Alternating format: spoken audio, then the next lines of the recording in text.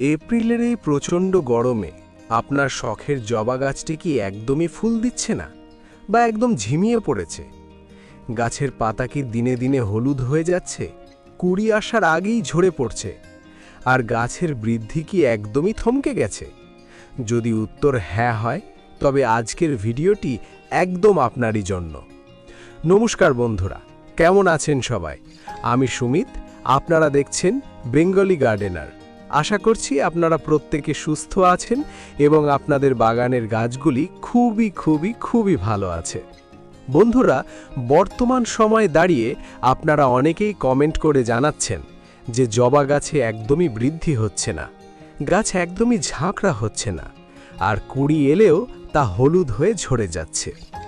আপনাদের এই সমস্ত যাবতীয় সমস্যার সমাধান নিয়েই আজকের এই বিশেষ ভিডিও। আজ আমি আপনাদের এমন একটি ঘরোয়া জাদুকরী মিশ্র সারের কথা বলবো, যা ব্যবহার করলে আপনার জবা গাছ রকেটের গতিতে বেড়ে উঠবে এবং গাছ ভরে আসবে প্রচুর কুড়ি। তাই ভিডিওটি একদম স্কিপ না করে সম্পূর্ণ দেখতে থাকুন, আর চ্যানেলে নতুন হলে অবশ্যই সাবস্ক্রাইব করে পাশে থাকবেন। চলুন তবে দেরি না করে মূল ভিডিওটি শুরু করা যাক। শুধুমাত্র খাবার দিলেই যে গাছ ফুলে ভরে উঠবে তা কিন্তু নয়।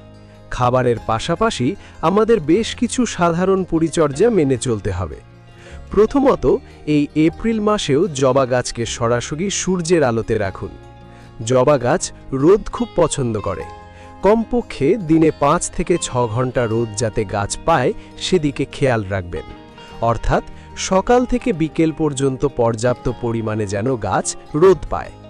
তবে যদি দেখেন দুপুরে চড়া রোদে গাছ খুব বেশি নেতিয়ে পড়ছে, বিশেষ করে হাইব্রিড জবাগুলি, তবে তখন একটু শেডের নিচে রাখতে পারেন। দ্বিতীয়ত, জল দেবার বিষয়ে খুব সতর্ক হতে হবে। মাটির ওপরের অংশ না শুকানো পর্যন্ত পুনরায় জল দেবেন না। গাছের গোড়ায় যদি অতিরিক্ত জল থাকে তখন কিন্তু গাছ ফুল কমিয়ে দেবে। তাই অবশ্যই আমাদের গাছের গোড়া ময়েশ্চার ভাব, অর্থাৎ ভিজে ভাব রাখতে হবে। গাছের গোড়ায় জল জমে থাকলে শিকড় পচে যায় এবং গাছের বৃদ্ধি থমকে যায়। মাটি ভিজে থাকলে জল দেবেন না। মাটি শুকিয়ে এলে তবেই পর্যাপ্ত জল দিন এবং খেয়াল রাখবেন মাটি যেন অতিরিক্ত শুকিয়ে না যায়, তাহলে কিন্তু গাছ স্ট্রেসে চলে যাবে। তৃতীয়ত, এই গরমে গাছকে সতেজ রাখতে প্রতিদিন বিকেলে গাছটিকে খুব ভালোভাবে জল দিয়ে স্নান করিয়ে দেবেন। এতে কুড়ি ঝরা বন্ধ হবে এবং গাছের সতেজতা বজায় থাকবে। চতুর্থত, টবের মাটিতে কোনো আগাছা জন্মাতে দেবেন না। আগাছা থাকলে আপনার দেওয়া সার গাছ ঠিকমতো পাবে না। তাই অবশ্যই আগাছাগুলোকে শিকড় সমেত নির্মূল করতে হবে। পঞ্চমত, গাছকে দ্রুত ঝাঁকড়া করতে হলে এই সময় হালকা সফট প্রুনিং বা কাটাই ছাঁটাই করুন। যে ডালগুলো লম্বা হয়ে যাচ্ছে বা যেসব ডালে একদমই কুড়ি নেই সেগুলো ডগা থেকে কেটে দিন। তবে খেয়াল রাখবেন বেশি কাটবেন না। জাওয়া গাছের যেহেতু ডালের মাথায় 6 থেকে 7টি করে কুড়ি আসে, তাই মনে রাখবেন যত বেশি ডাল হবে তত বেশি ফুল পাবেন। আর কাটা অংশে অবশ্যই একটু ফাঙ্গিসাইড লাগিয়ে দেবেন। ষষ্ঠত, গাছে শুকনো ফুল একদম রাখবেন না। ফুল শুকিয়ে গেলেই তা ছিঁড়ে ফেলে দিন, না হলে গাছ সেই ফুল ঝরাতে শক্তি ব্যয় করবে এবং ফুলের সংখ্যা কমে যাবে। এখন হঠাৎই অনেক সময় বৃষ্টির দেখা দিচ্ছে, তাই সবশেষে বৃষ্টির পর বা সপ্তাহে একবার অবশ্যই 1 লিটার জলে 1 চামচ সাফ বা অন্য কোনো ভালো ফাঙ্গিসাইড মিশিয়ে গাছে স্প্রে করবেন, যাতে ছত্রাকের আক্রমণ না হয়। এখন আসি সেই ম্যাজিক খাবারের কথায়, যা আপনার জবা গাছে এনে দেবে হাজারো কুড়ি। এই সারটি তৈরি করতে আমাদের লাগবে খুব সাধারণ 3টি উপাদান। চলুন দেখে নেওয়া যাক। প্রথমত, 1 চামচ সর্ষের খোল গুঁড়ো। দ্বিতীয়ত, সিঙ্গেল সুপার ফসফেট। যদি আপনার কাছে সিঙ্গেল সুপার ফসফেট না থাকে তবে এর জৈব বিকল্প হিসেবে আপনি 1 চামচ হাড়ের গুঁড়ো ব্যবহার করতে পারেন। এবং তৃতীয়ত, লাল পটাশ বা সাদা পটাশ বা জৈব বায়ো পটাশ, যেটা থাকবে সেটা আপনারা ব্যবহার করবেন। এই সারটি প্রয়োগ করার একটি বিশেষ গোপন কৌশল আছে, সেই বুঝে আপনাকে পরিমাণটা নিতে হবে।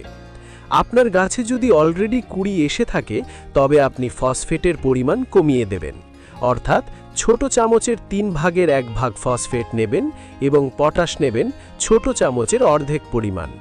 আর যদি দেখেন আপনার গাছে একদমই কুড়ি নেই, তবে ফসফেট নেবেন ছোট চামচের অর্ধেক এবং পটাশ দেবেন ছোট চামচের 1/3।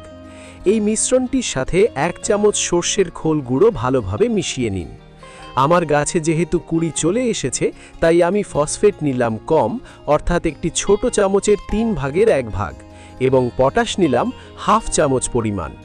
এরকমভাবে নেওয়ার কারণ হলো ফসফেট জাতীয় সার আমাদের গাছে কুড়ি আনতে সাহায্য করে এবং গাছের শিকড়ের বৃদ্ধি ত্বরান্বিত করে।